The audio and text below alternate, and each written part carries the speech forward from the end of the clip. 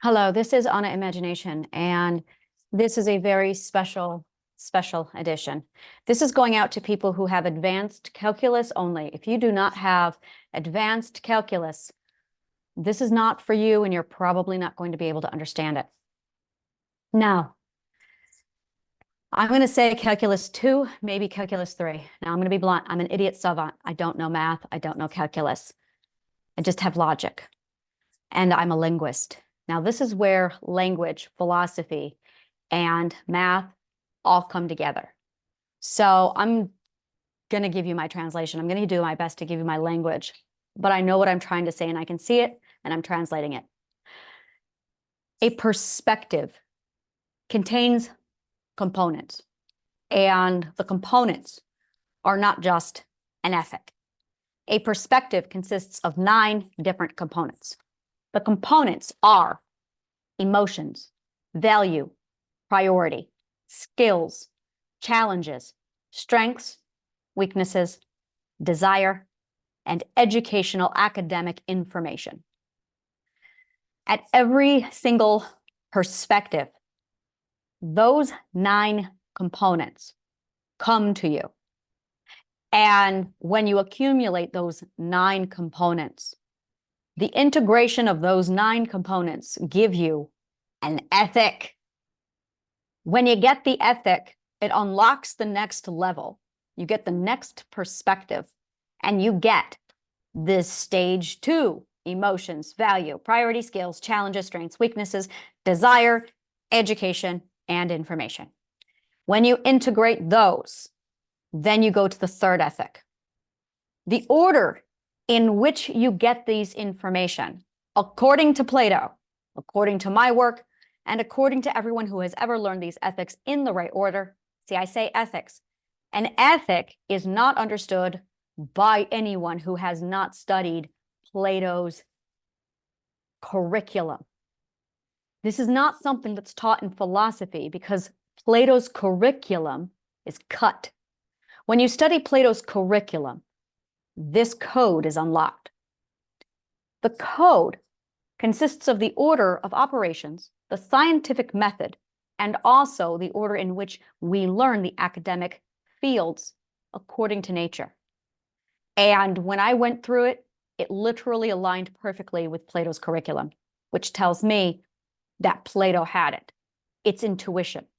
The first one we already all see. It's music. That's why children, all children, bang the drums from pots and pans in the kitchen when they're 1 or 2. That is the first ethic. It goes music, song, dance, and that can cover the first 2 ethics. Then it goes painting, sculpting, drawing, and that can span into the 3rd and the 4th ethic. The 5th ethic is reading and writing. The 6th ethic is theater and stage. The 7th is logic and linguistics. The 8th continues with logic, linguistics, and carries into mathematics. And 9th is economics. The 10th is physics again. The 11th is logic again. The 12th introduces ontology, which is the study of reality and time dimension. Advanced physics. And then you get physics again at the 2nd ethic. Then you get chemistry, astronomy, biology, and then ontology again. The next stage, you get teaching. Now, if you look at where that falls into the lineup, this is a rough draft. I have the actual copy that I followed documented on my website. It came to, I believe it was the 24th level of consciousness, which is equivalent to about the 12th ethical perspective on the 2nd round. Here I've got it down for the 8th, but it's a draft here. After teaching came parenting and then entrepreneurship, which tells me that you don't get the components for teaching, parenting, and entrepreneurship until after you have studied chemistry, biology, and astronomy. That is how advanced parenting, teaching, and astronomy are. For comparison and comprehension, the majority of the planet is at the 4th level of consciousness. This is stuff that I'm talking about at the 24th level of consciousness. We're talking advanced shit. Now, when I hit teaching, parenting, and entrepreneurship, I was able to literally see math and physics. It literally looks like an acid trip. It's really cool. And when we're all done and said with this, what I discovered was how much communication is the Cartesian coordinate system. Now, this is where I ran into a problem with the Cartesian coordinate system and the XYZ axis, known as first, second, and third dimension. We need to throw this right out because this isn't going to work. Now, I've spoken to a few people who've studied calculus, and they tell me that when you get to calculus, it actually gets corrected. It's only in people who have studied less than calculus, they mess this up. So this is why I said you have to be into calculus to get this. XYZ axis is referring to length, width, height. That's physical, that's corporeal. That is literally what are the definitions of this battery. And now we're looking at a physical length. We're talking about, width, length, and height. Now, that being said, all of that is centered around the center point of this, located in the center of the battery, known as the point of zero. Now, you guys know that this is 100% measured by integers measured on a ledger line via integers. You know this. And you also know that you can measure this in any single point in any direction. It is really imperative, because of my work, that we not call that dimension. It is a definition. First definition, second definition, or third definition. Now, if you look at the Cartesian coordinate system, that is 3 points, which is your point of origin, and then you have your x-axis and your y-axis. So you have, to really confuse things, the XYZ for the ledger line that measures in all points.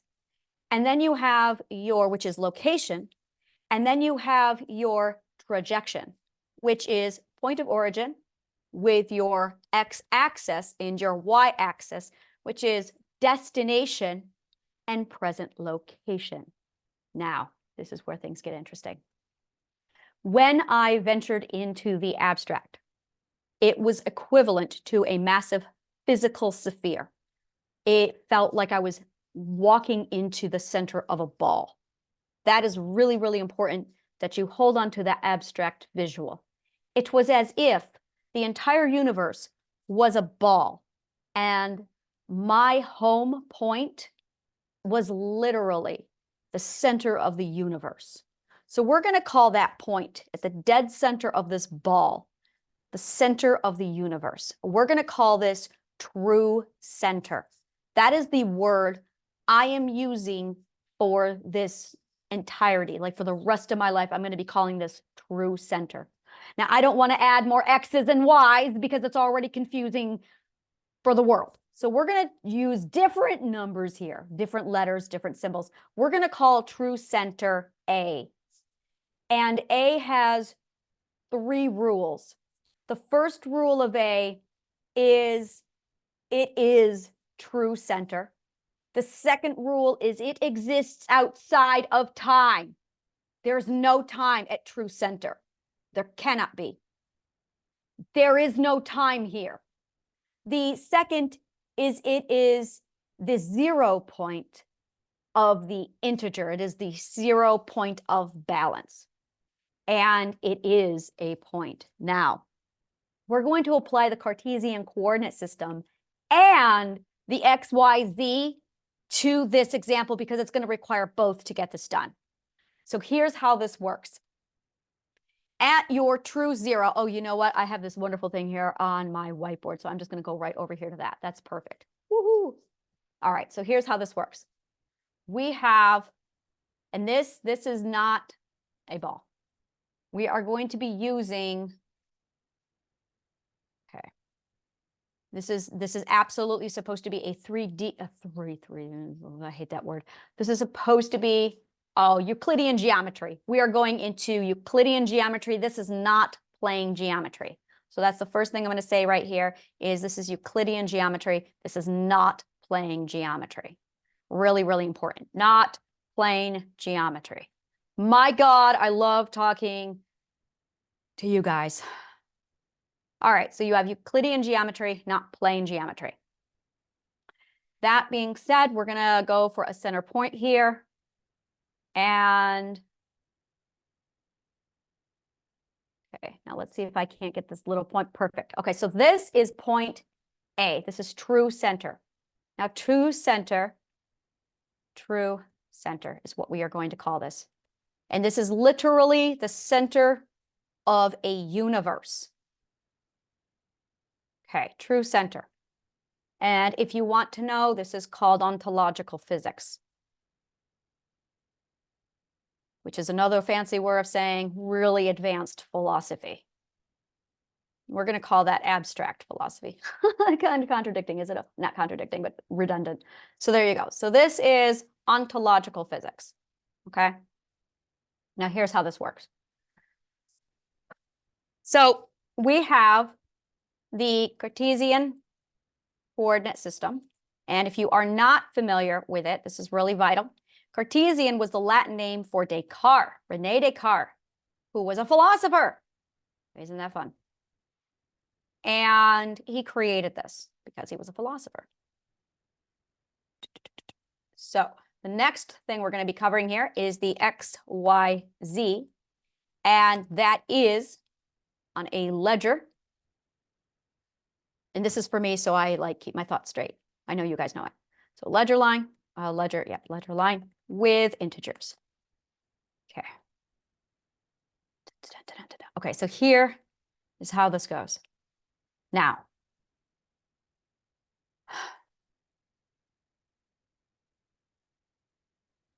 from true center, whenever we do anything like this, we can measure out this way. And we can measure out this way.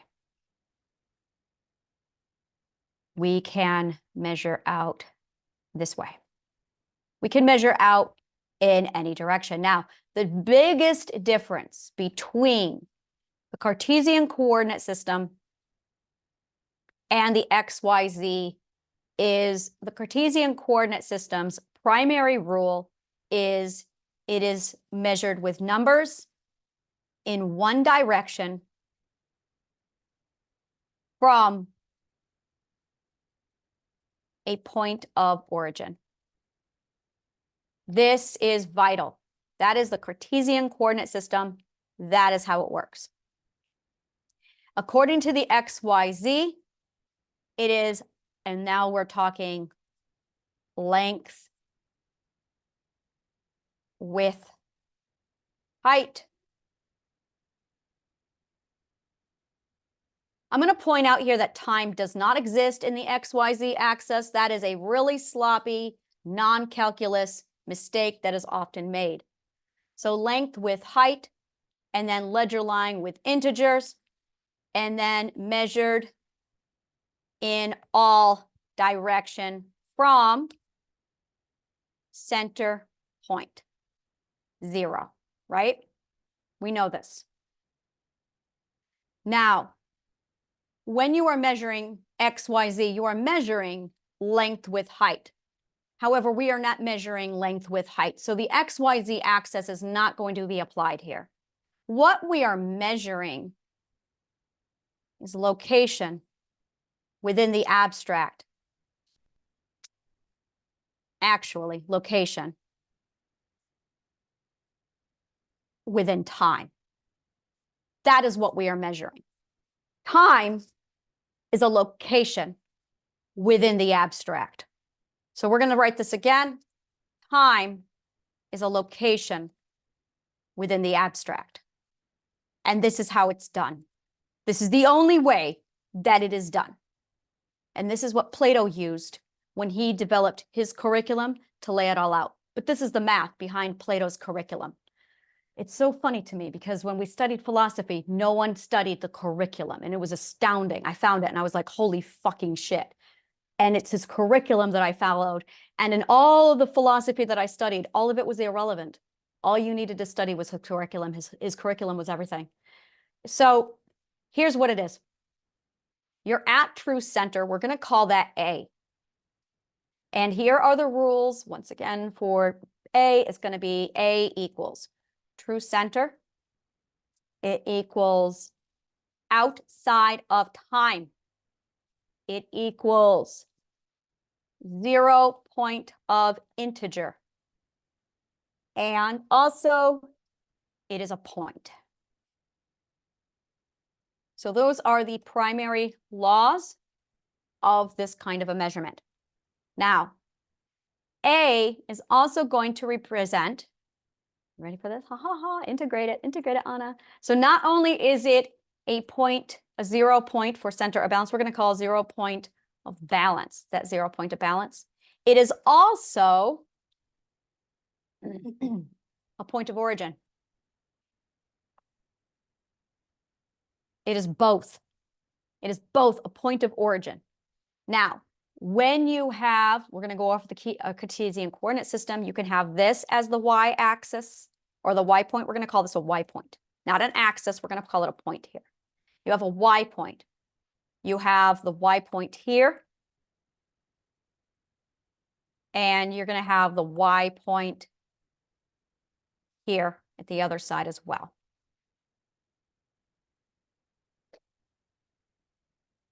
Why is this not? Okay, there it goes. And here's the y point there. So all of these are y points from the A. The A is the point of origin. Now that's going to leave us with the x point, the x-axis in the Cartesian coordinate system. Now the x-axis in this case is actually going to be the xyz.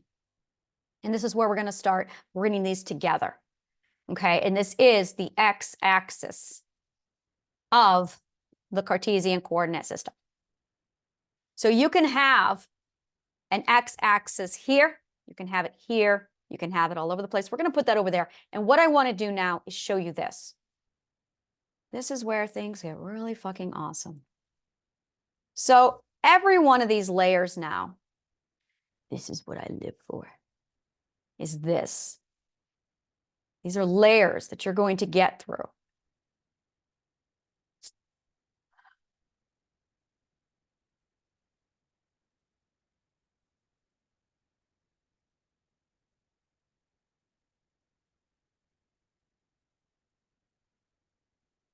Yeah. And every one of these layers that I am representing here is a perspective.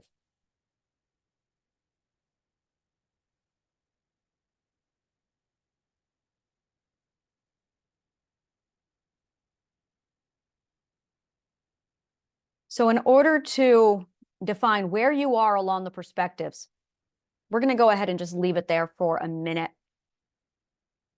Let me see if I can't.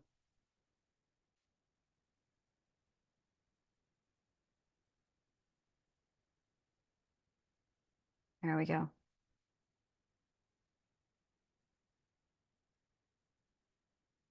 All right, so we're just going to leave it there for a minute. So what these really are is every one of these is actually the 12th ethic, 12th perspective, and then you've got the 11th perspective. You have the 10th perspective. Every one of them has their own frequency. That's where I'm going to need neuroscientists to go through and check this. We can actually check to see what frequency a person is at based off of this. So then there's 9th perspective. And this goes through all the different layers every single time. And every one of these perspectives has their own layer and component. And it's going to continue like this, so on and so forth. But I want to just show you what's around the center. Now, this is, by the way, the they of I. This is the third round because you are this close to the true center. Now, in the true center at A, there is no time there. Literally, you are outside of time.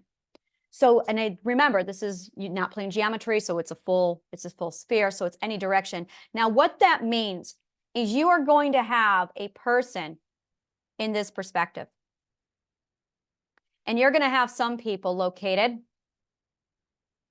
in this perspective.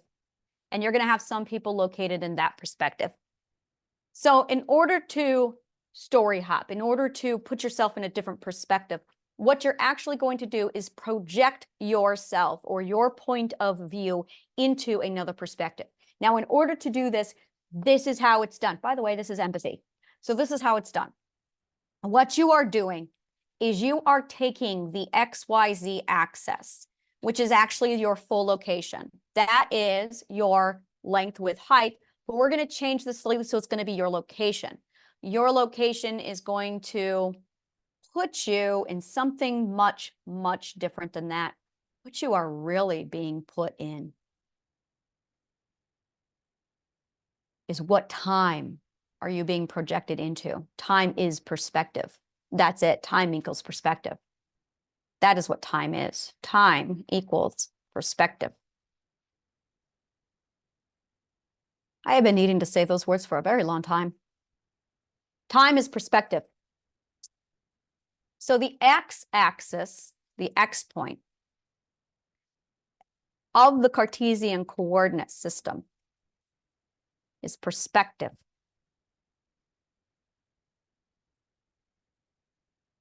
No, it's not. The point of origin is the perspective. What time you are in is your point of origin. That is what you need to know.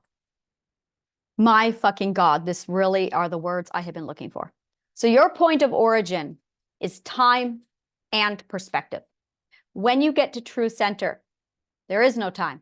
Your point of zero or your true center, time does not exist now. You are in the true perspective. You're outside of time as you know it. There can be no time at the, I don't know why I know this, but there can be no time. And I don't know why. That's something in physics. It's in my head. Time at true point. There can't be. It's like when you're at the center, you lose time.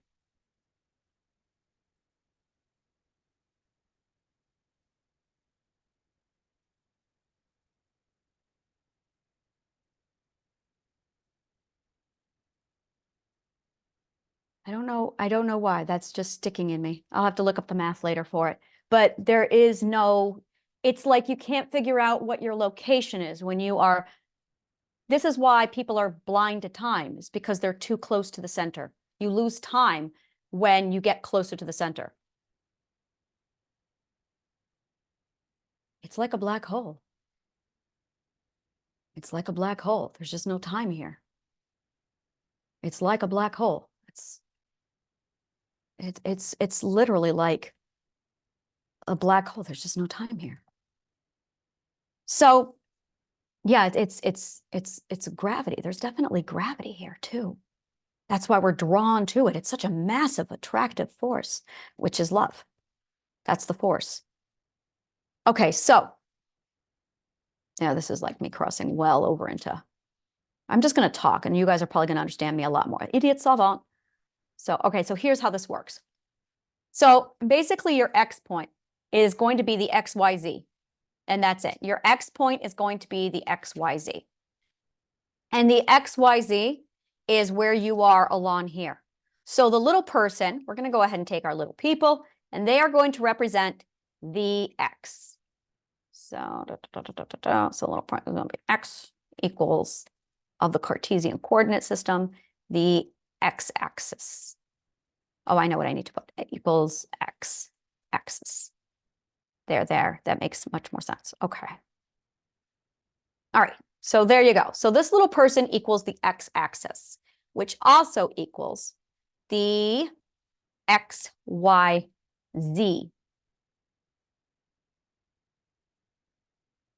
What is the name of that? You guys are probably like, you guys know it more than I do. The XYZ in plane geometry. What is that? It's not coordinates. That is not the Cartesian coordinate system.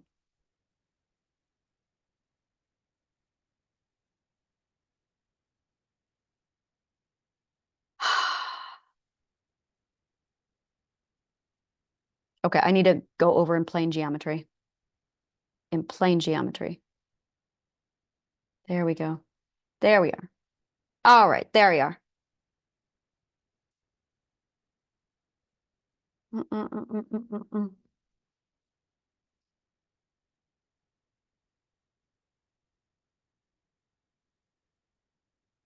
Yeah, it's okay. There we go. It's not coordinates. Coordinate means location. This is dimension. Everyone keeps calling it the coordinate geometry we're playing. See, coordinates is location. But when you're measuring something, you're not talking about coordinates. You're talking about,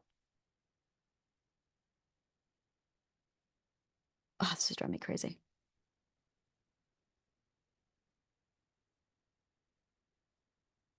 Oh, it's driving me crazy. Okay.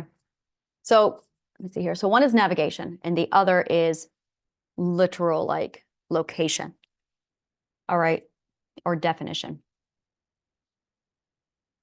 So that is X, Y, Z. And that is out.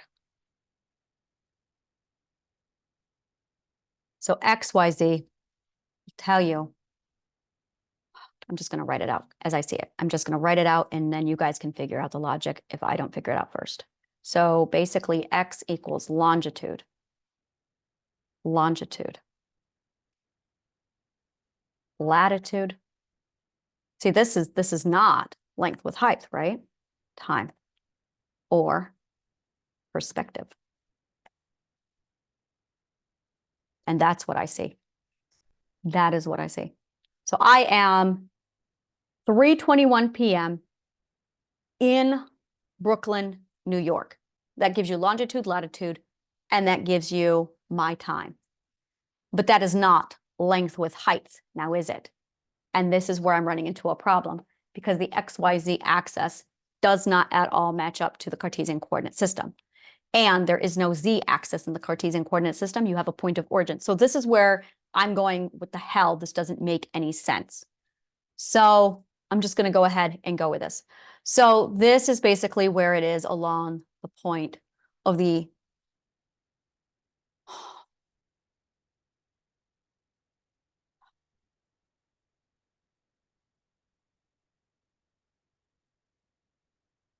I see the point of origin at A. The true center is there. I see the Y point. There it is. That's what I missed. The Y point is the X, Y, Z.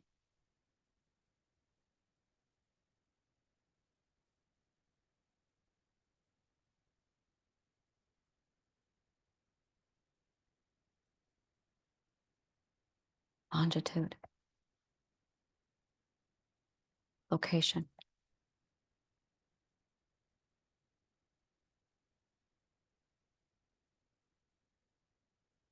And this is the descent into the conscious mind. And that's what I see, is your physical location.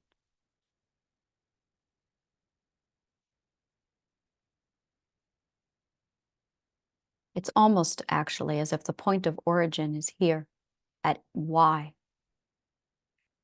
This is the point of origin. No, it's not. We are born here. Don't make that mistake. You are born here. Trauma puts you out here. It's not the other way around. You are not born here. You were born here. Trauma moved you.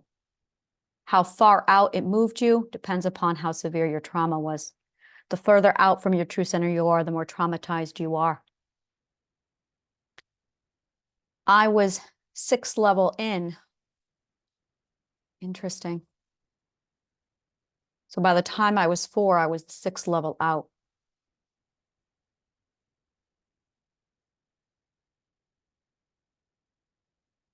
We are born in the true center. There are 2 perspectives inside of us.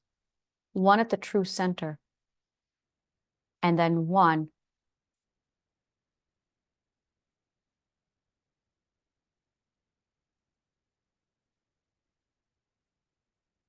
feel like.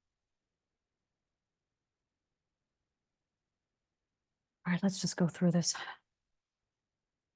The three things that I had here that I used was point of view. Let's just get this done. Point of view. There is point of view. There is perspective. That's what it was. And then there was bird's eye view. Now, here's where we run into a problem in linguistics. Point of view means first, third, second, omniscient. Bird's eye view means location. So bird's eye view is going to be equivalent to the X, Y, Z. But the perspective is going to be the Cartesian coordinate system. And the point of view is also going to be the Cartesian coordinate system. And this is where we really run into a problem, is we're saying point of view as in first, second, third person point of view. Do you see where this is? It's totally inadequate. And as I started to do my work, I went, okay, the language here is just inadequate for the work I'm trying to do. So I keep running into a language problem, and this is where I'm struggling. And it's both in math and in language. And I'm going, this is not fitting for my abstract world. And this is where I can see where it's starting to contradict because it's inaccurate on that side. So first, second, third person point of view is, okay, so imagine you are at an ice cream parlor and you're standing in line for your ice cream cone. Now you can look at the person ahead of you, and that person is sitting there eating an ice cream in front of you. They are eating bubble gum ice cream and you are not. Now you are looking at this going, God damn it, I am not experiencing that ice cream. So third person point of view is all about the experience. Okay, this is a great way of explaining this. It's about the experience. You are not experiencing the ice cream, they are. You are watching the experience. It sucks. Now then you go up there and you get your ice cream and you get to sink your teeth into it. Now you are experiencing the ice cream. Now you are in third person point of view. You can taste the ice cream. Now let's take you and put you outside. Now you're in the car. You are in the car. You have your ice cream and you're watching everyone else eat their ice cream. And you are watching the people stand in line while they are not eating ice cream. And you remembered when they used to be like you, when you had to wait for your ice cream and you were hot and sweaty and you're just like, oh my God, I want that bubblegum ice cream. And you remembered when you first got it in your hand and it dripped down your hand. And you remember sinking your teeth into it. And there you are in the car eating your ice cream. That is omniscient point of view. Second person point of view is when you're standing there with your ice cream and they got their ice cream and you're sharing your ice cream together and you're both tasting bubblegum ice cream. Now, if they're eating raspberry and you are eating bubblegum, boom, you don't have second perspective point of view. What you have at that point is first person point of view for bubblegum ice cream and third person point of view for blackberry ice cream. See the difference? Black raspberry, third person point of view. Bubblegum ice cream, first person point of view. Now, if you merge the ice creams together and you both it, now you've got second person point of view. Experience is point of view. Now, bird's eye view, worm's eye view, there is no word for these things. We never named them. But these are location. Now, you can be eating your ice cream sitting on the ground. You're still in first person point of view, but you are first person point of view, worm's eye view. You can stand on top of the picnic table and eat your ice cream. Now you are bird's eye view. Actually, if the bird flies, you can be all over the place, right? So you're an omniscient point of view. Let's pretend you're God. Now we're going to put you in the sky. You are God looking down on the world going, yes, I'm eating my ice cream with you. You are now omniscient point of view. You are God point of view and first person point of view or omniscient point of view. So the bird's eye view, that's all talking about your location. Were you sitting inside the ice cream parlor? Were you standing outside? Were you down on the ground? Were you standing eye level? That's all location, X, Y, Z, length, width, height, longitude, latitude. Now we're talking actual location. But the first, second, third point of view is what was the experience. So bird's eye view is location, and the first, second, third person point of view is experience. And that is really what I want to impart with you on this, because this example is not going to work if you don't get that like that needs to be processed. Perspective now is what is your line of sight? It's not even line of sight. It's what is your, if you had 100% of all available resources, it's accessibility. Let's call it accessibility. There you go. Now we're talking. You've got experience, you've got accessibility, and you've got location. Now we're getting shit done. So when you're experiencing it, you are in first person point of view, second person point of view, third person point of view. That is going to take the Cartesian coordinate system to show you where you are in your experience. Actually, that's navigational. Accessibility is going to be the perspective. What perspective are you in? If you are in the 10th perspective, you are going to have this crate of, okay, this is what your accessibility is. But your location is going to tell you where you are in the process. So if I am standing with you in 10th ethical perspective, while you are standing in the 7th ethical perspective, but we are both in New York, Brooklyn at 3:30 p.m., and we are both in second person point of view having the same ice cream together, we are still not on the same plane of existence. Because what is accessible to me at the 11th or 10th person perspective is not going to be what's accessible to you at the 7th perspective. So accessibility is perspective. Your experience is that first, second, third point of view, and that's your Cartesian coordinate system. But your location, your bird's eye view, worm's eye view, that is going to be your XYZ axis regarding longitude and latitude. See, and that's where I'm still looking at it going, no, it's not longitude, latitude. No, it's length, width, height. Length, width, height, yes, is bird's eye view. There you go. That's where I got confused. That's where I got confused, is length, width, height. So when you are dealing with length, width, height, measurements, and this is really what must be understood is measurements, is you are measuring where you are located. See, that doesn't make any sense. That's not. Location is not at all. Measurements. Measurements is this book is, these are the definitions. So this is definition. Definition, people, is not dimension. Somebody somewhere screwed that up. And it's really important that we get that straight. Definition is not the same thing as dimension. Definition means length, width, height. It's defining the measurements. It defines the measurements. So when you say 2D, you are saying two definitions, not, and in one definition, you have 1 point, one definition with which to measure. That's not a dimension. Perspective is a dimension. And this is really, really important that we understand this going forward, because it's not going to work if we don't get all on the same page. The words are going to change everything here. So the first thing we got to do is clarify the language, because this is logic. And logic rule number 1, you don't go anywhere until you've defined everything. So we should be on the same page now. Time equals perspective equals dimension. Now, one more thing regarding time. We have the sun.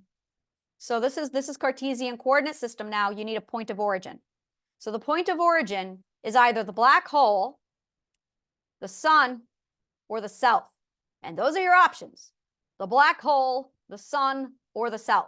If you are measuring something from the black hole, you are measuring epoch. You are measuring longitude and latitude.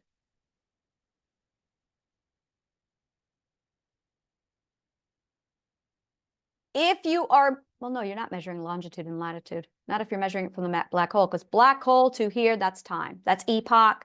Yeah, that's going to be time. On the sun, you are going to be measuring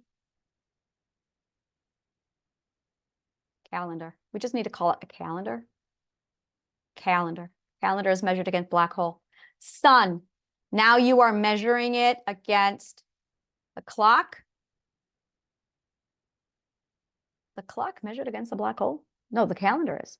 The sun is going to tell us from the sun to where we are. Oh, it's going to tell us that we're on Earth. That's what it's going to tell us. It's going to tell us longitude, latitude. The self is going to tell us perspective.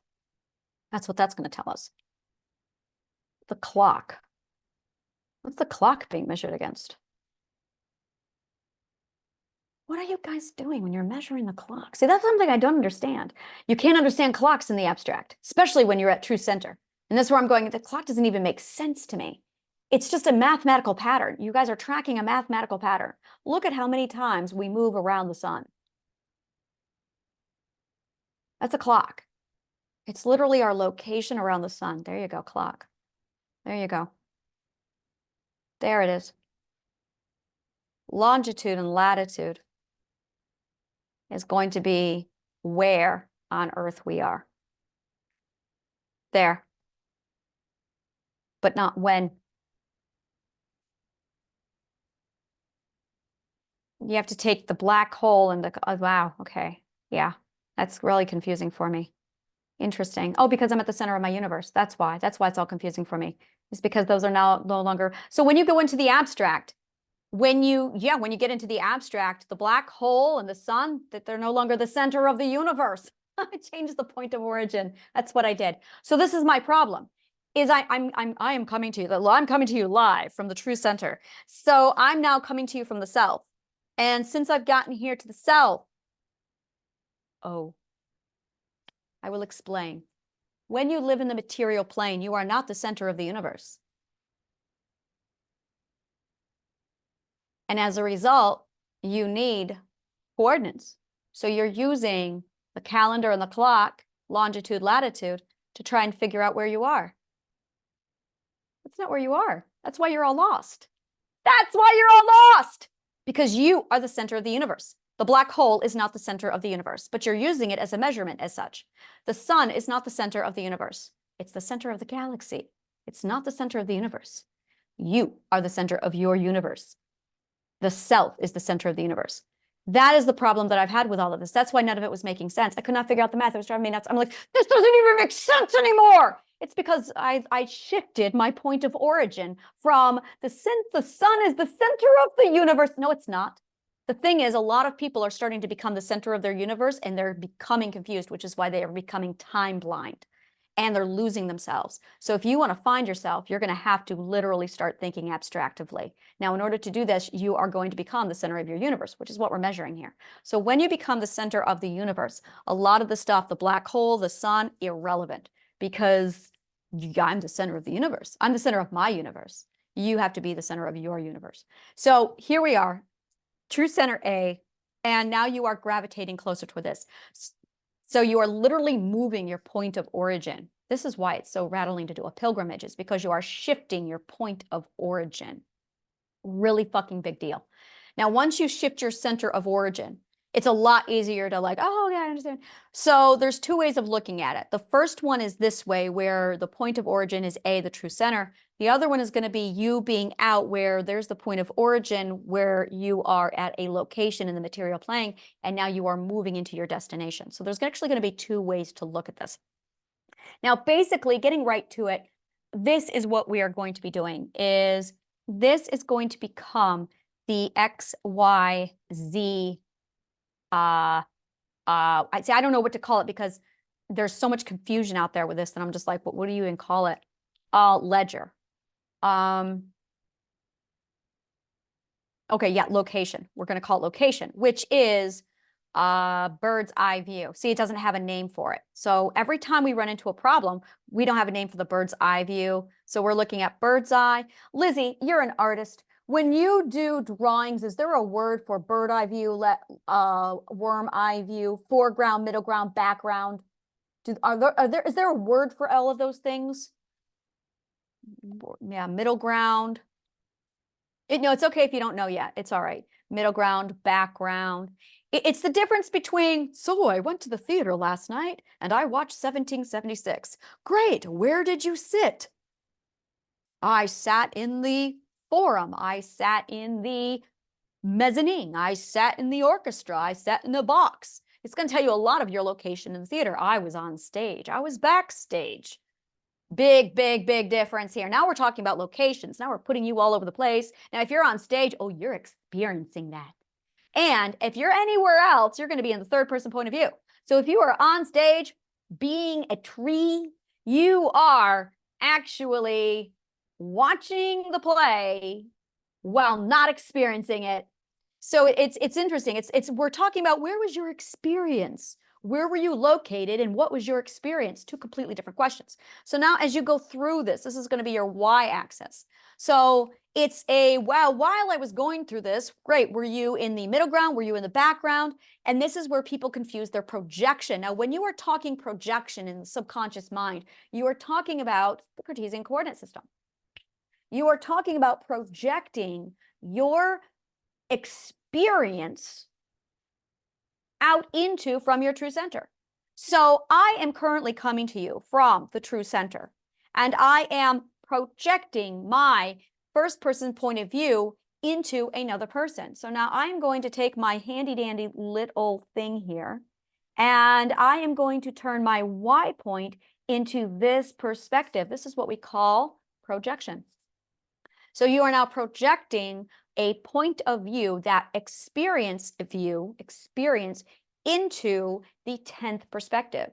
So now this is empathy. Empathy is when you project. So empathy is when you project your POV into another POV, not location. Big difference, big difference. And this requires the Cartesian coordinate system. So that is what's going on with this. And this is why it is so important, is because this is the kind of this is like really. So this is what we're looking at now. So I'm standing at true center, and my location, my perspective is true center. That's my accessibility. Now, my location is still Brooklyn, New York, May 15, 3:42 p.m. That's just my location. That's just my location. It's yeah, so. So now what I'm looking at doing is projecting, literally using my imagination and my point of view, my perspective scope, into another person so I can understand their point of view. So it's literally, perspective is where you are standing, where your accessibility is. But the experience, how are you experiencing it? Now I'm going to project it into a different experience. We do this when we watch a movie. So if I'm watching a movie tonight, I'm going to be, my location is going to be, this is what I wanted to show you. This is exactly what I want to show you. Let's turn all of this over into a movie. So Lizzie, what are we going to watch tonight? Are we watching Walking Dead? What are we watching?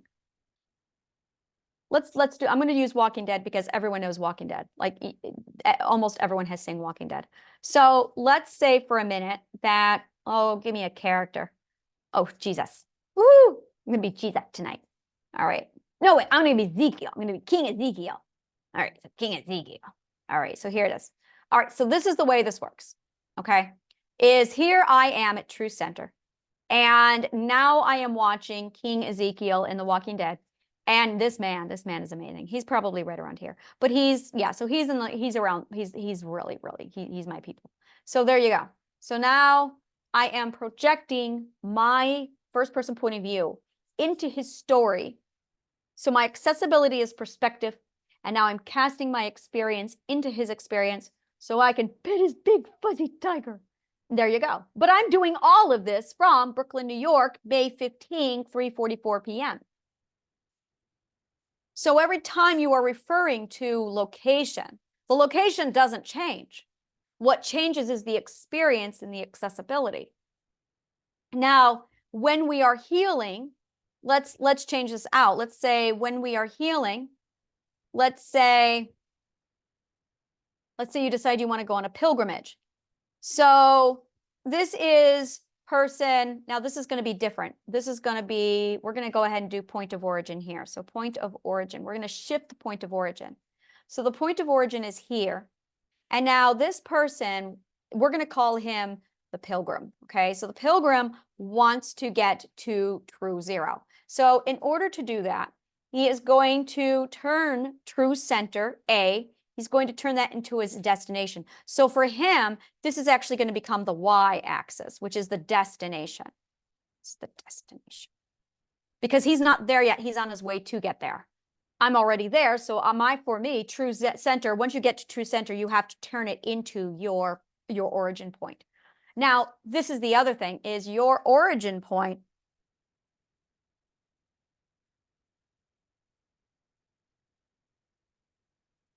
trying to figure out at one point this was, because it was when I was going through here, and there was a moment where I went, oh my God, that I am the point of origin. Once you start to become aware of the self, there's going to be a moment where you shift, and then you go, oh my God, I'm way out here, I need to be here. So people who are out here, they decide, I want to seek myself. So what they have done is Cartesian coordinate system, they have plotted a journey to go from point of origin to the y-axis.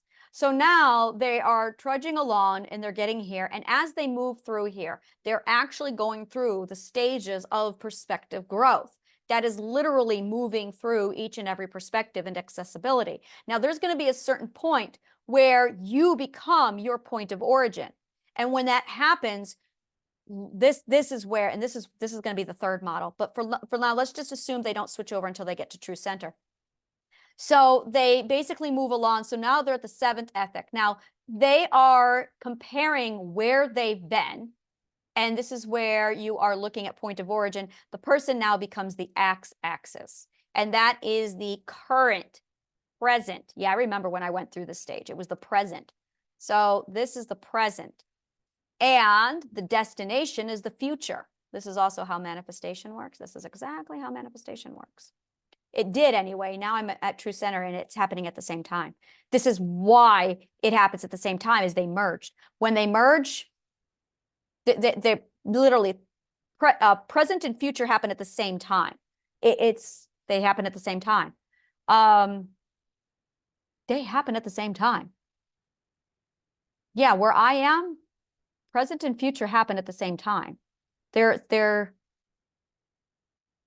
Yeah, I'm having a hard time understanding future now. So you have present, and as you move in, you change your x-axis keeps moving closer and closer. So this is one way and you're going to go through this. So this is literally where we are at stage one is the sun, and the sun is the center of the universe. And then you realize, oh, I'm the center of the universe. And when you realize you're the center of the universe, that is when you start to move to your pilgrimage. Now, the other option is going to be when literally when these things start to move with you. When this starts to happen, this is really what's going on. Now, there's different things happening here. I want to change these colors. So this is going, oh, that's cool, but no. All right, there we go. So do I have all right, let's just do this. So this is going to represent Mother Nature. And this one, can I do that?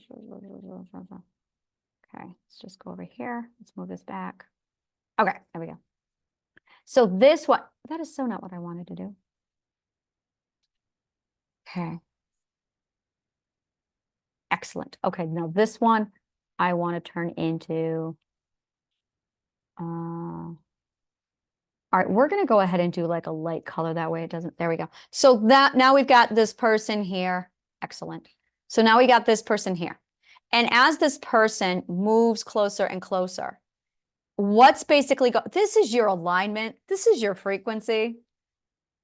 And what is going on is you basically have a person who is moving closer and closer. So now I want you to watch where this person is now. He's in the 7th perspective here. And then when he moves again, now he's in the 8th perspective. So now he's in the 8th perspective. And you can see how now he's got, this is why you have cognitive dissonance, is because you are either aligned with Mother Nature or you are not. If you are not aligned to her frequency, and this is why true center is what true center is because it's not the aligned frequency. So this is cognitive dissonance. And it's equivalent to a tuning fork. When you strike a tuning fork and you hear all those tunes, and then it finally, the vibrations finally stop being out of phase, and they become in phase signals. And when that happens, you get harmony, you get perfect tone. So then you move over into the 9th ethic, and you move over into the 10th, the 11th, the 12th, and then you get to true center. And now you can see it. Now you are in alignment with the universe. Like right there, you are in alignment with the universe. And how to do this, we're going to talk about that in just a minute. But when you are looking at this now you are looking at a completely different coordinate system. You are looking at a completely different calculation. The calculation you're going to see with this is where the individual in our example is the movable point of origin. This is what I'm trying to get to, is the movable point of origin. And the origin, and this is where, for the Cartesian coordinate system, it is the concept of, well, that doesn't change. Actually, it does. What it is the Cartesian coordinate system does not change. The point of origin stays with the movable self. And that is the difference. This is where shit hits the fan.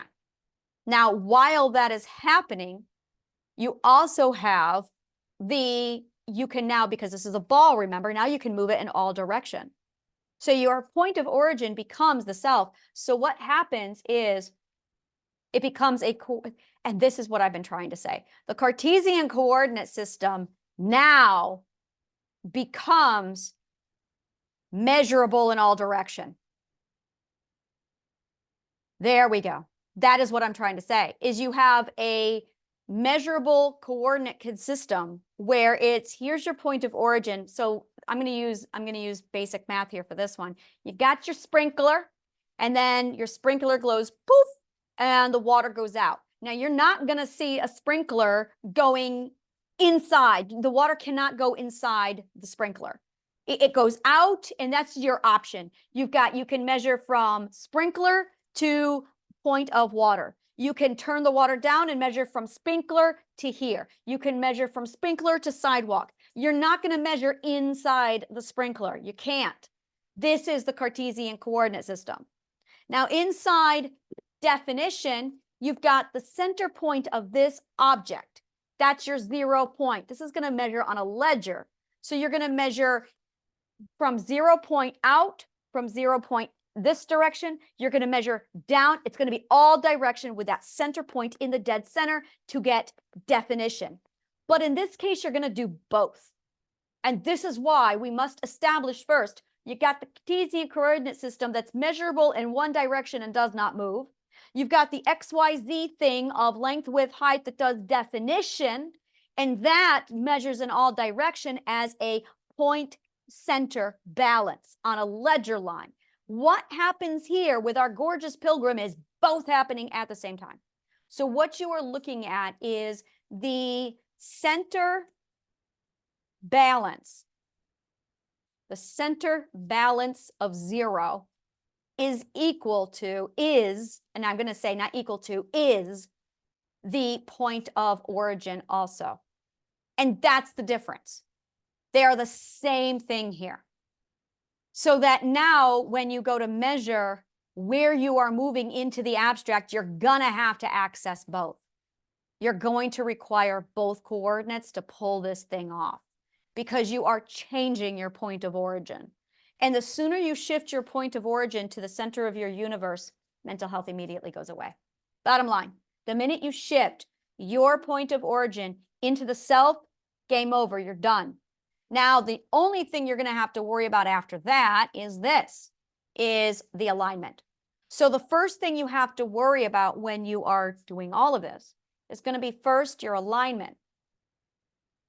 Well, no, that your alignment comes last. You're going to have to worry about your point of origin. Your point of origin. It's not the point of origin, it's the center of self.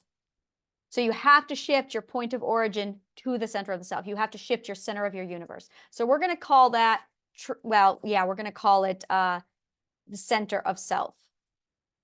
And that has to be you. That absolutely has to be you. Now, that does not mean you are at true center. You are aligned when you are at true center, and you are the center of your universe.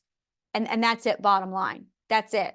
Now, balance is when you have self-regulation. So those are the 3 requirements for this. But in order to get to the center of self, you're going to need calculus. But if you don't know calculus, that's okay. I just need the calculus people to be able to translate this for me. So there you have it. Yeah, this is it exactly. And it's so infuriating because I ran into so many language problems with this, and I'm just like, oh my God, these things are not defined properly. And it's not just math, it's language also. The fact that we're calling it point of view while also calling it bird's eye view. And I'm like, no. We do not need to be calling it foreground, middle ground, background, and bird's eye view, worm's eye view, man's eye view. What are you doing? No, because we already have first, second, third person point of view. So why are we doing point of view and point of view? So I don't know what to call birds. All I can tell you is bird's eye view, man's eye. That's all location. That's literally where were you? And that's what it's asking is where were you? Let me see here.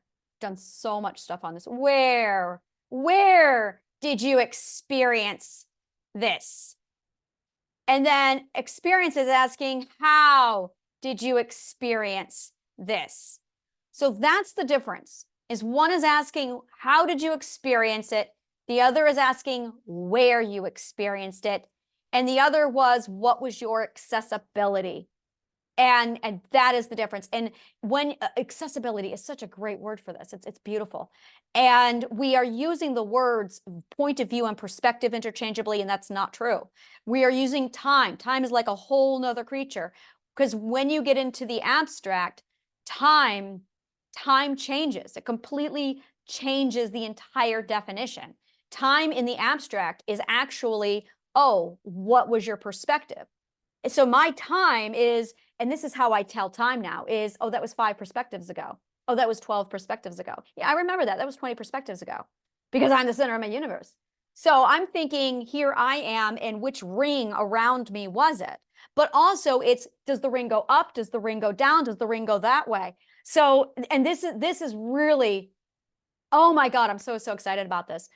And I remember when I first started this work, there was a lot, I was so frustrated because the math was not cooperating. And I remember I was speaking to somebody who had like calculus 2, calculus 3, and I explained to them the problem. They went, yeah, that goes away when you get into calculus, because they figure it out that, oh, that's not going to work for where we're going with it. And I went, thank fucking God.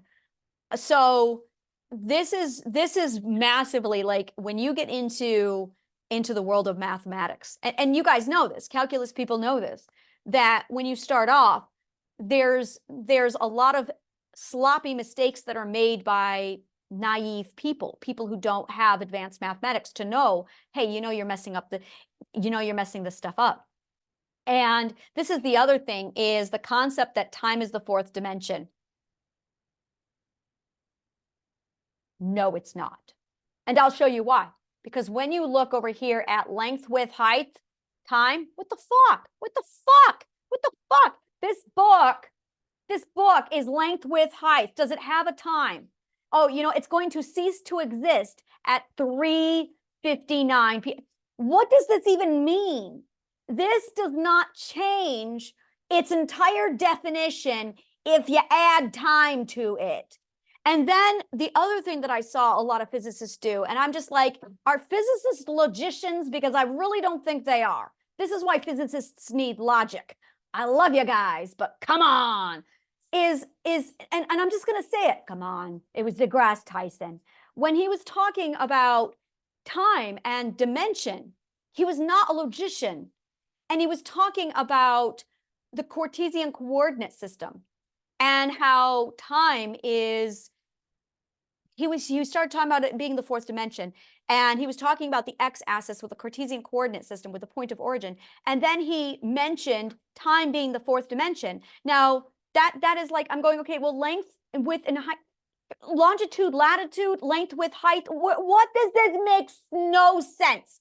And I did the same thing when I was walking you through it. And this is why you need to be a linguistic if you're going to do mathematics and physics. This is why. Is because dimension does not mean definition. Dimension, definition, longitude, latitude, latitude, longitude, latitude, length, width, height. Come on, basic mathematics, problem solving. This is logic and math, basic logic and math. And one more, we want measurements. Now, these are actually words. This is real primitive words here. Oh my God, I love this shit. Okay, so dimension is location. That's why we say Rick and Morty shit stuff here. Dimension, location. Oh, they come from a different dimension. They come from a different place. Dimension is a place. Definition. Could you please define that? Define. When we define something, we give it shape. We give it shape. That's what definition means. Measurements. That is the precise mathematical. Yeah, that is the precise measurements to measure. To measure. Wow, this is an old Latin word. If it's this old, to measure, measure, metric, metric, frequency, frequency, frequency, just a frequency. That's one of the definitions for measurement was frequency. It is the frequency in which, it is the rate in which something happens. That's one way you can measure something. It is the distance. There you go. Boom. Thank you, physics. I knew you wouldn't let me down, Newton. All right, so here we go. So you have frequency, rate, temperature, temperature. This is a measurement, people. And you can measure distance. Yeah. You can measure temperature. You can measure frequency, rate. You can measure, can you measure a location? No, you cannot measure a location.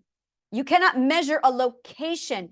You can measure a distance, but not a location.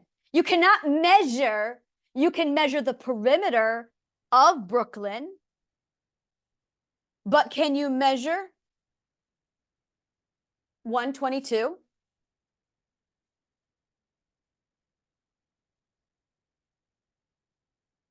This is interesting. Can you measure, you can measure all of Fifth Avenue, you can measure all of Broadway. Can you measure? No, it's a single point. And that's just it. A single location is a single point. There is no measurement. You cannot measure a point. There's the logic. You can't measure a point. You can't do it. You can measure a room. You can measure a block. You can measure a building. You cannot measure a point. And if you're going to mention a point, you can't measure it. Now, longitude, latitude. Now, we know that those are the lines around the world. So now you're looking at precisely the Earth location. Earth location. Now you're getting into the Cartesian coordinate system. There is no point, though. There is no point. Like it's just longitude, latitude.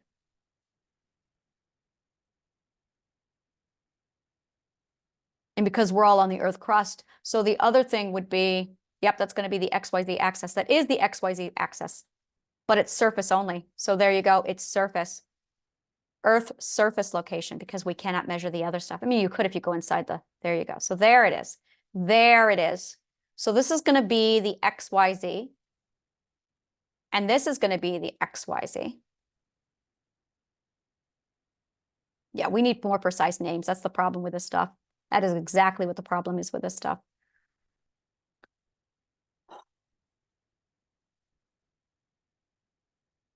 But it's not XYZ because we never go inside the core. If we go inside the core, now you're going to need XYZ with Euclidean geometry or with plane, yeah, with Euclidean, ooh, yeah, with plane geometry. So now that changes it again. So now length with height, now you're looking at the XYZ.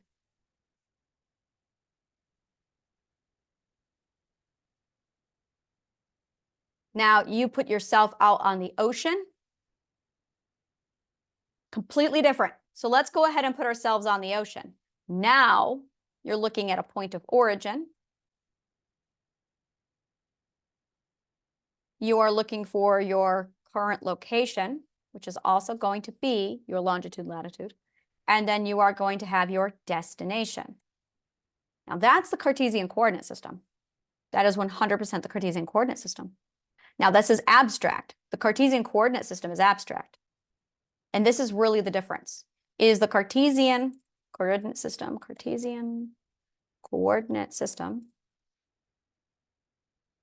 is abstract, whereas the XYZ is material.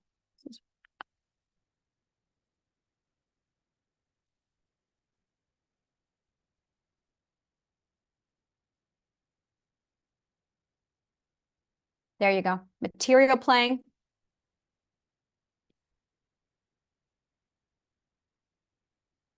All right, so there you go. Is you've got your dimension, location, point, place, definition, define to give it shape. Material plane is the measurement, the frequency, the rate, the distance, the temperature. That is your longitude, your Earth surface location, latitude, or surface location. Length, width, height is going to give you definition. So this is definition. And I remember it. I'm trying to even remember what he said. He was talking about point of origin, current location, and destination. And then he said, time is the fourth dimension. And he started talking about the shape of the face. And I went, well, you just jumped like 3 different topics. And it made no sense. And he started talking about how dimension is also the part of your face. And I'm like, that's not even relevant. You're talking about measuring definition. Dimension is a location. It's not my face. My face is not a location. And that's a great way to put it, is dimension means a location and a place. If something has dimension, and this is where we get confused, is dimension does not mean depth. Dimension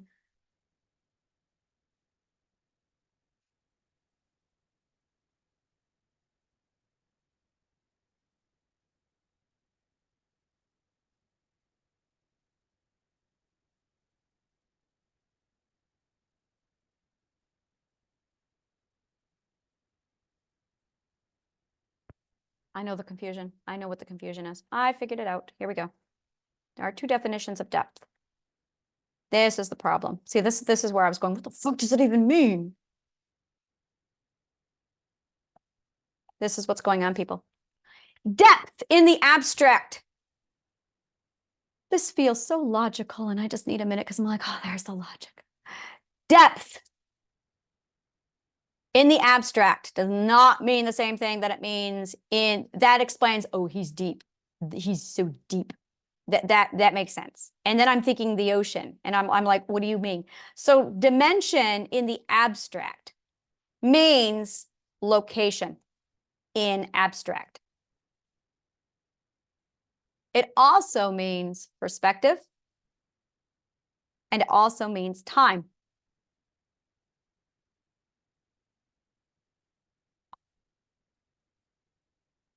Yeah, like totally.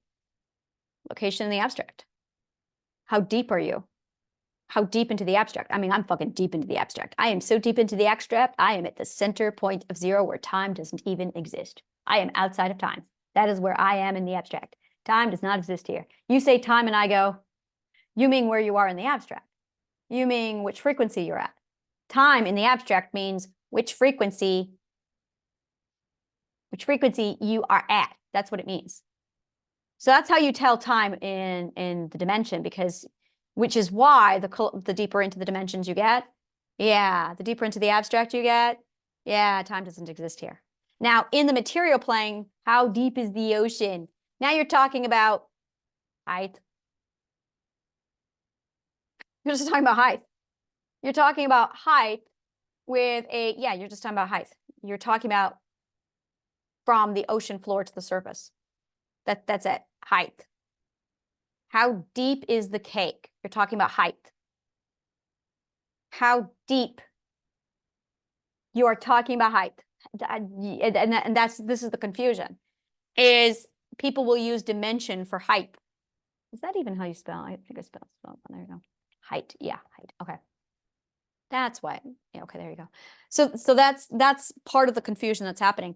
This is where a lot of the words really started to get sloppy, really started to get just, it really carried over. And the more it carried over, the more it was like, what does this even mean? And I could not proceed with the way the words were.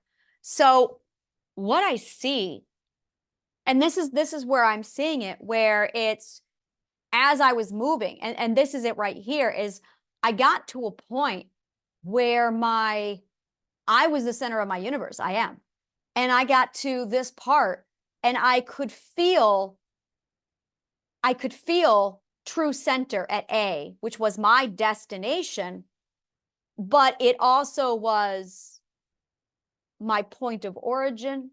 And that's it. It's my point of origin and my destination. And this is where things really started to get abstract. And then once I got there and I aligned, I was like, all right, now I am home. And now you have full alignment.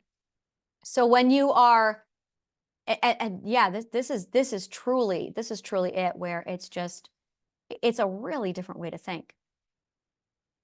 No.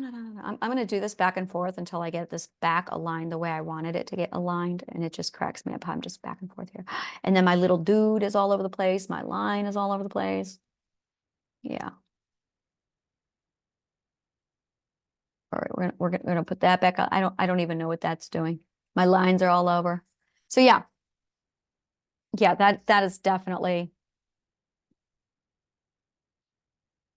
All right, I feel so much better. So yeah, and that's going to be the point of origin is going to be here now. And the origin is the self, because the origin becomes literally your ethics. And that's really what happens, is your ethic becomes your point of origin. So there's going to be a shift. There is a shift that happens that the pilgrim goes through, where the point of origin stops being. Now here's really it. And I can see where this really transmits over into all other future problems. So when we are born, the center of the universe is mum. And then it becomes, and this we know, this is like the ethical perspectives 101. So the point of origin, the center of the universe, is mom. Then it gets tossed in the second perspective over to the head of the household. And then it bounces back, or it goes to God or it goes God or the head of the household. And then it bounces back to the self. So when you're in the third ethical perspective, you get it for your first time. You're like, yes, I'm the center of my universe. And then you're supposed to pass it over to, that makes sense. You pass it over to, I understand now. I understand. You pass it over to the law, and the law has it. And then it comes back to the self. And that stays with the self at the fifth ethic and for ongoing. But then it becomes, and well, there it is. Yeah, so it becomes the self. After the self, that's when your ethics starts to mold to you. So you and your ethics integrate. You integrate with your ethics. When you integrate with your ethics, that is when you start the alignment and the shifting in. Now, that's supposed to happen naturally, but if you are abused, then that shift's not going to happen. If you are with a narcissist, the narcissist is going to be the center of the universe, and you're not. If you are trained by a narcissist, you're going to throw your center of your universe at anyone who will take it. And of course, the narcissist is going to be first in line to pick it up. So now you're casting that center of the universe all over the place. And this is really, once you get your head around this kind of thinking, and we're going to go back over here to this. Once you get your head around this kind of thinking, it's the center of self, and then the alignment, and then the balance. And then you want to integrate with the ethics so that you become your ethics, and which is what Stephen Covey in 7 Habits for Highly Effective People was talking about. So it's really the first 5 ethics is pass the buck. It's everyone's going to be throwing around the center of the universe, and God forbid it be you. And then when you get to the 5th ethic, it is you, but now you got to learn how to be a nice person. And then by the 6th, 7th ethic, you figured out how to be a nice person, and you are the center of the universe, and now you're integrating all the ethics. But you have to first experience the world at the 1st, 2nd, 3rd, 4th ethic to understand and appreciate, oh, this is what it's like when I'm not the center of the universe. And this is why people don't like growth, is because, well, this is why a lot of people prevent the growth of others, is because when they do that, what ends up happening is they don't get to be the center of someone else's universe anymore. And that's where you see a lot of the abuse occurring, where a narcissist will step in and say, no, I want to be the center of your universe. I like being the center of somebody else's universe. And then what you end up happening is you have people who, they like I said, if you've got some people who will throw their own universe away. They are so averse to being the center of their own universe that they'll throw it away. And then you have some people who have to be the center of universe of everybody else. Now, the people who are hoarding the universes of everybody else refuse to be the center of their own universe. Ironically, they will not be the center of their own universe. And it sounds like a contradiction, I know, but if you actually break down the psychology of what's behind the people who hoard the universes of everyone else, in truth, their mother, their father, or a spouse is actually the center of their universe. Anyone but themselves. And that's one of the reasons why they're so resentful and hateful, is because they have given all of their center of the universe to somebody else. And one great example I have is she absolutely, mother was the center of the universe, and she absolutely was constantly throwing everybody else her universe. Here's my universe, I gift it to you. Here's my universe. Don't gift your universe away. And all the narcissists were there in line to pick up her universe and make them the center of the universe. Now, the woman who was taking on the center of the universe for herself, she was actually turning her relationship into the center of her universe. And she was pushing her universe onto the center of this individual, her boyfriend. And the boyfriend was no, you've got to be the center of my universe. So it was a whole, no, you take it. No, you take it. No, you take it. So they're having that fight. Neither one of them are the center of each other's universes. And the mother was literally taking the universes from her children. So she had the universes of her children, and she was forcing her own universe away from her. Her own mother had taken hers. You see what the problem is? We call this story hopping. When you are the center of your universe, you are story hopping. Or when you are not the center of the universe, you are story hopping. Now we're looking at first person point of view. This is undisciplined projection. So this is where literally story and narrative and math all merge into physics. This is what happens. Which is why it's like, all right, I got to get the big guns out for this one, because I really don't like that word at all. I don't like anything about that idiom. I'm using a different one. I'm gonna get the high quality recipe ingredients for this one. I'm gonna get the pure vanilla for this one. That's what I'm gonna say. I'm gonna get the pure vanilla extract for this one. I'm not gonna use the imitation shit. No, it's gonna get the real shit. That's what I'm gonna say from now on. I'm gonna use the real vanilla for this one. That's what I say when I'm serious about my cookie baking. I'm not gonna do the imitation shit. No. What is the imitation shit anyway? Makes you wonder, doesn't it? What is imitation vanilla? If I'm not eating vanilla, what am I really eating? So this required, like, all right, we got to get heavy into the calculus. So what I am proposing is that you have a movable point of origin now. And when you have a movable point of origin, it also can measure in all directions. So it's a Cartesian coordinate system that can measure in one direction and all direction, because there's no negative numbers. There's no negative numbers. There's no negative numbers. You're measuring 360. You're measuring 360. There are no, it is not a ledger line.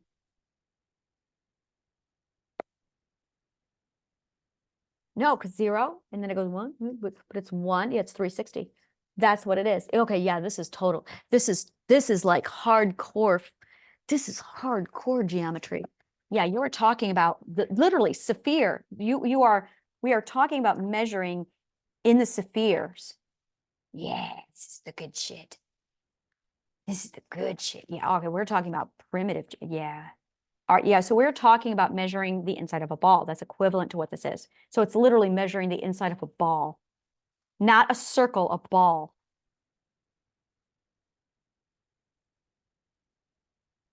Mm-mm. Mm-mm. Spiral.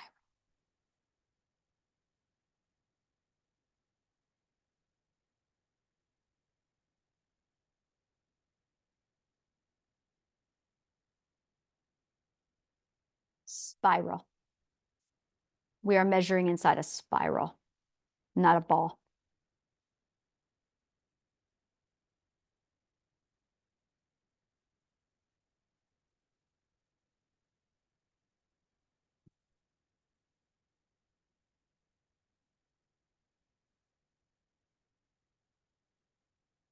Spiral. Okay, so center of the point. Yeah, spiral. Okay. And you're literally spiraling.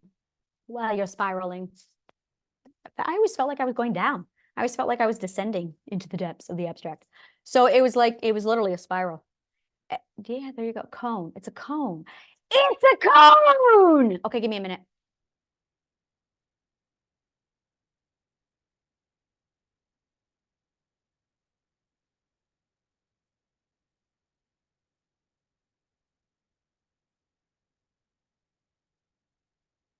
No, no, and I can tell you when it was. It was the sixth ethical perspective.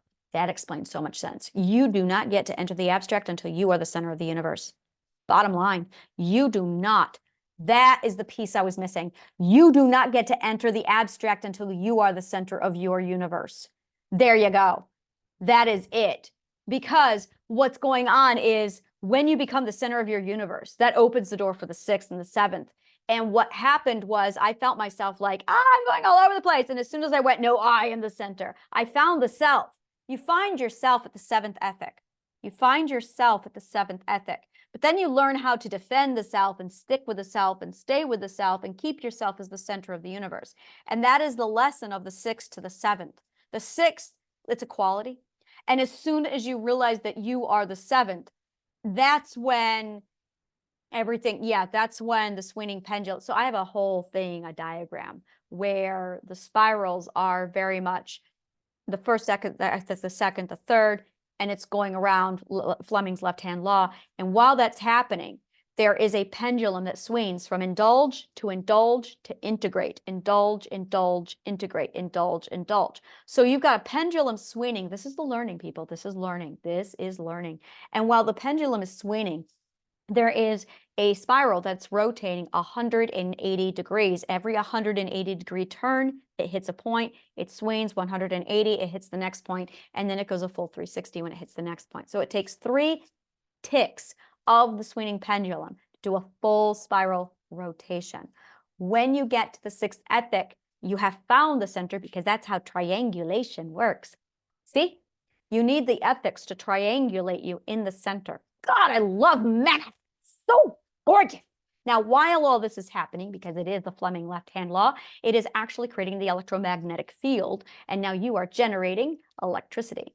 You are generating current. You are generating energy. You have a frequency now. You are a magnet. Now you are attracting. You are repelling. Now you have energy. So there's, oh my God, there's a lot. There's a lot. I love the physics of all of this gorgeous shit. All right. Thank you so much. And may the kindest of words always find you.